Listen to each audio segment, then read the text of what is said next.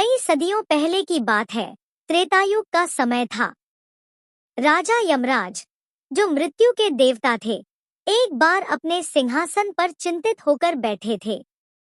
उन्हें बार बार यह ख्याल आता था कि लोग उन्हें केवल मृत्यु से जोड़कर देखते हैं और उनके नाम से डरते हैं। कोई उन्हें पूछता नहीं, कोई उन्हें प्रेम से याद नहीं करता। वह सोचने लगे, मैं भी तो देवताओं में से एक हूँ, फिर क्यों मुझे केवल नकारात्मक रूप में देखा जाता है। इसी दौरान देवताओं के राजा इंद्र उनके पास आए और उनकी चिंता को समझते हुए कहा, यमराज, यह सही है कि लोग तुम्हें मृत्यु का देवता मानते हैं, लेकिन तुम्हारा काम तो बहुत महत्वपूर्ण है। बिना मृत्यु के जीवन का चक्र पूरा नहीं हो सकता। यमराज को इंद्र की बातों में तसल्ली मिली, लेकिन फिर भी उनके मन में यह ख्याल आया कि लोग उनके नाम से डरते हैं और उनके पास जाने से कतराते हैं। वे चाहते थे कि लोग उन्हें एक नए रूप में देखें, एक ऐसा रूप जिसमें वो केवल मृत्यु के देवता न होकर जीवन के संतुलन का प्रतीक भी बने। एक नए सिरे से शुरुआत। इसी उधेड़बुन में यमराज ने धरती पर एक दिन भ्रमण करने का निश्चय किया। वह वेश बदलकर एक गांव में पहुंचे। गांव में धनतेरस की तैयारी चल रही थी। लोग अपने घरों को साफ कर रहे थे, नए नए बर्तन और आभूषण खरीद रहे थे। यमराज को यह देखकर हैरानी हुई कि इस दिन को इतनी धूमधाम से क्यों मनाया जा रहा है। वह एक बूढ़े व्यक्ति के पास जाकर बोले, बाबा, आज गांव में इतनी रौनक क्यों है? बूढ़े ने मुस्कुराते हुए कहा, आज धनतेरस है बेटा। यह दिन धन की देवी लक्ष्मी और मृत्यु के देवता यमराज को समर्पित है। आज लोग नए बर्तन और आभूषण खरीदते हैं ताकि उनके घर में सुख समृद्धि बनी रहे और यमराज का भय दूर रहे। यमराज ने पूछा, यमराज को क्यों पूजा जाता है आज?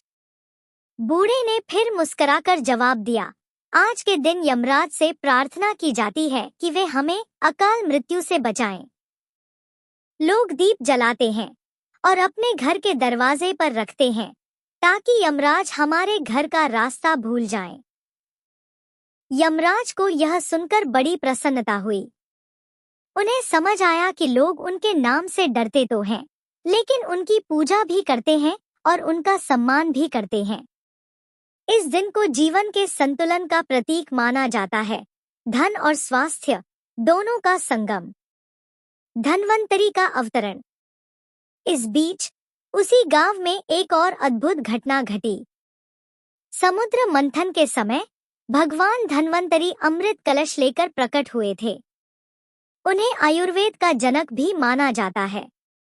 धनतेरस के दिन भगवान धन्वंतरी की पूजा इसलिए भी की जाती है क्योंकि उन्होंने मानव जाति को स्वस्थ और दीर्घायु जीवन का उपहार दिया। आयुर्वेद न केवल शरीर को स्वस्थ रखने का ज्ञान है, बल्कि यह जीवन को संतुलित और संतुष्ट करने का भी साधन है।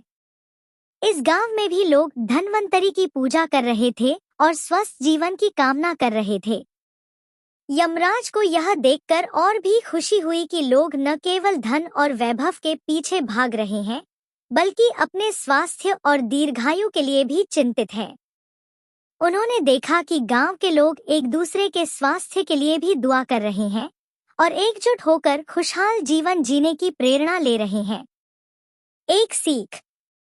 गांव का भ्रमण करते हुए यमराज को यह एहसास हुआ कि जीवन का असली संतुलन धन और स्वास्थ्य के बीच है। धनतेरस केवल सोना चांदी खरीदने का दिन नहीं है, बल्कि यह दिन हमें यह सिखाता है कि जीवन में स्वास्थ्य सबसे बड़ा धन है। अगर हम स्वस्थ रहेंगे तो हमारे पास जो भी धन है उसका सही उपयोग कर पाएंगे। यमराज ने उस दिन निश्चय किया कि वे मृत्यु के देवता के रूप में नहीं, बल्कि जीवन के संतुलन को बनाए रखने वाले देवता के रूप में पूजे जाएंगे। वे अब भय नहीं, बल्कि जीवन का संतुलन और सुरक्षा का प्रतीक बनना चाहते थे। इसी विचार के साथ वे देवलोक लौट गए, लेकिन उनके मन में अब कोई चिंता नहीं थी। उन्हें इस बात की तसल्ली हो गई थी कि लोग उन्हें सम्मान और श्रद्धा से याद करते हैं। आज का धनतेरस आज भी धनतेरस पर हम सोने, चांदी या बर्तनों की खरीदारी करते हैं, लेकिन इसका असली उद्देश्य यह है कि हम जीवन में संतुलन बनाए रखें। धन केवल संग्रह करने के लिए नहीं होता, बल्कि उसका सही उपयोग हमारे स्वास्थ्य और खुशहाली के लिए होना चाहिए। इस दिन भगवान धन्वंतरी की पूजा इसलिए की जाती है ताकि हम दीर्घायु और स्वस्थ जीवन जी सकें। यमराज को दीप जलाकर हम यह संदेश देते हैं कि हम मृत्यु से डरते नहीं, बल्कि उसका सम्मान करते हैं। हम चाहते हैं कि जब भी मृत्यु आए, वह सही समय पर और स्वाभाविक रूप से आए, न कि अकाल मृत्यु के रूप में। निष्कर्ष: धनतेरस की असली कहानी हमें यह सिखाती है कि जीवन में धन और स्वास्थ्य दोनों का संतुलन बनाए रखना जरूरी है। यह केवल खरीदारी का दिन नहीं है, बल्कि यह हमें याद दिलाता है कि जीवन के हर पहलू का महत्व है। चाहे वह हमारा स्वास्थ्य हो या हमारे आर्थिक संसाधन, हमें इन्हें संतुलित और समझदारी से उपयोग करना चाहिए। तो इस धनतेरस, जब आप सोने चांदी या बर्तन खरीदने जाएं, तो यह याद रखें कि यह केवल भौतिक वस्तुएं नहीं हैं, बल्कि यह जीवन में संतुलन और खुशहाली के प्रतीक हैं।